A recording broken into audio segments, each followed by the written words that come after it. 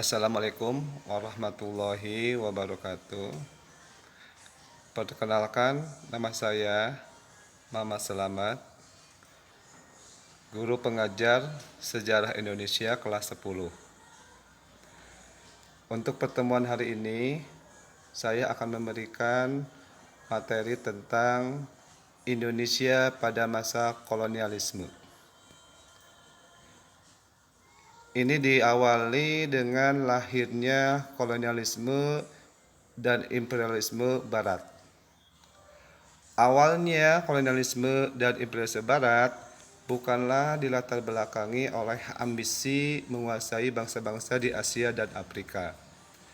Tujuan utama yaitu kedatangan para penjajah Barat adalah berdagang.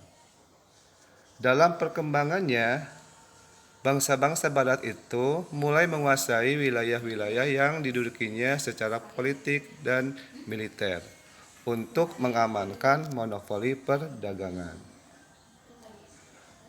Faktor-faktor apa yang melatar belakangi kedatangan bangsa Barat ingin menguasai wilayah yang didudukinya itu? Yang pertama adalah faktor utama. Faktor utama yaitu adalah God, Gospel, Glory. God adanya prospek ekonomi di dunia timur serta keinginan untuk berdagang secara langsung dan dengan dunia timur. Gospel menyebarkan agama Nasrani.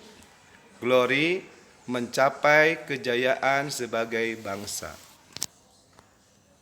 Faktor pendukung yang pertama adalah adanya penemuan baru dalam berbagai bidang termasuk dalam bidang teknologi maritim seperti kompas, navigasi, dan sebagainya. Kedua, para penjelajah ini juga didorong oleh idealisme pribadinya. Ketiga, Portugis dan Spanyol menjadi tempat pengungsian pengusaha dan pekerja terampil asal Konstantinopel.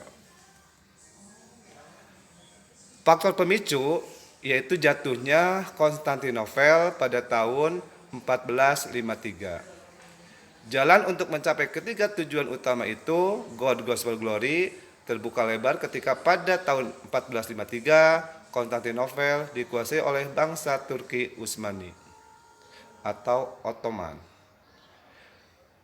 Dilanjutkan dengan kedatangan bangsa-bangsa Eropa di Indonesia.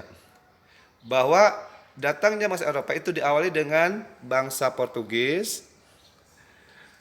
Portugis bertujuan mencari rempah-rempah. Ya. Portugis dengan kapalnya itu berhasil mencapai ke Indonesia yang dipimpin oleh Francisco Saralou dan Antonio de Abreu. Kemudian disusul dengan Spanyol dengan armadanya mendarat di Maluku pada tahun 1522 dipimpin oleh Sebastian del Cano. Setelah itu di Maluku bangsa Spanyol bersekutu dengan Tidore untuk melawan Ternate yang didukung oleh bangsa Portugis.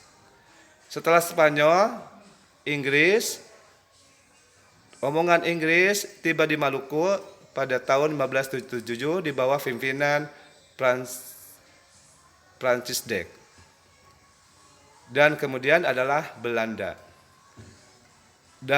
Belanda dengan armadanya pertama kali tiba di Banten itu pada tahun 1556 di bawah pimpinan Cornelis de Houtman. Ini rombongan kedua Belanda yang dipimpin Jacob van Dyk berhasil membangun hubungan dagang dengan Banten. Perkembangan penjajahan bangsa Eropa di Indonesia.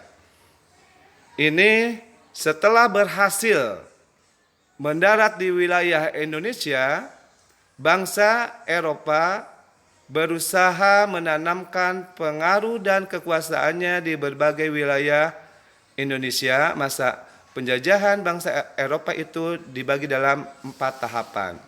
Yang pertama adalah masa kekuasaan VOC, kedua masa pendudukan Republik Batak, ketiga masa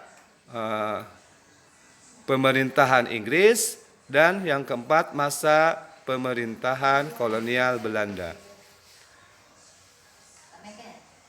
Kita uraikan dulu tentang masa kekuasaan VOC.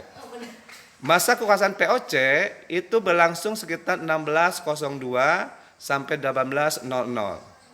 Ya. VOC ini berdiri pada tanggal atau dibentuk pada tanggal 20 Maret 1602. Ini merupakan Persekutuan Dagang Hindia Timur atau kongsi dagangnya. Kepanjangan dari VOC adalah Verenigd Oostindische Compagnies. Tujuan dibentuknya VOC ini adalah satu, membantu keuangan Belanda, kedua, menyaingi pedagang dari bangsa lain, dan yang ketiga, menjalankan pemerintahan sebagai wakil pemerintahan Belanda di Hindia Timur. Ada beberapa kebijakan VOC. Yang pertama adalah Hongi Toksten atau kita sebut pelayan Hongi, di mana dalam pelayan Hongi itu para tentara Belanda atau VOC ini mengawasi para pekerjanya dalam menguasai pemerintahan yang ada di Indonesia. Ini para petani itu diawasi oleh pemerintahan VOC melalui pelayarannya. Yang kedua adalah ekstirpasi, di mana ekstirpasi ini adalah tentang penanaman kelebihan tanaman agar tidak melebihi hasil produksinya. Ketiga adalah kontingentan, pungutan pajak yang dilakukan baik itu pajak individu maupun pajak kolektif. Terus yang keempat adalah Parentage Latency, adalah tentang penyerahan paksa terhadap tanah jajahannya. Terus yang kelima adalah Prengelstersel, adalah menyerahkan tanaman yang harus ditentukan tanamannya itu, atau berupa tanaman yang diunggulkan adalah tanaman kopi, contohnya itu. Terus yang ketiga, bahwa VOC tidak selamanya maju, ada mundurnya.